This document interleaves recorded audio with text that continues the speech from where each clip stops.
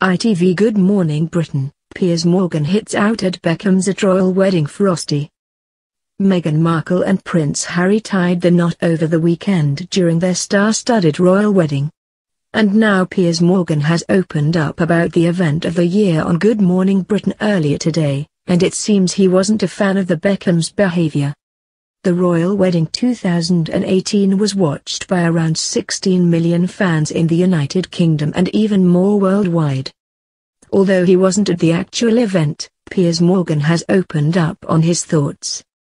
And he absolutely loved it, gushing to Susanna Reid on Good Morning Britain. He wrote in his Daily Mail column over the weekend, "Their marriage ceremony was the most enjoyable and unpredictable royal wedding I've ever experienced. However, it seemed the outspoken presenter, 52, had a problem with guests chewing gum throughout the service." David Beckham was slammed on Twitter during the royal wedding coverage as he was spotted chewing gum. And Piers echoed the sentiment, explaining how the one thing a child is taught when they're little is to never chew during church. He went on to comment about Joss Stone, who was caught doing the same thing. Piers also had a thing or two to say about Victoria Beckham. The former Spice Girl was slammed for her stern appearance when she arrived at the ceremony at St. George's Chapel in Windsor. Piers described Victoria's entrance as frosty, noting how it was different to Smiley David's. Viewers were particularly fond of Piers' critique today and flocked to Twitter to share their thoughts. One wrote, "Agree with Piers.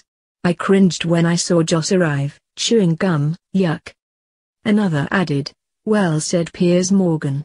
I'd love to have seen David Beckham searched for chewing gum at the entrance to the church."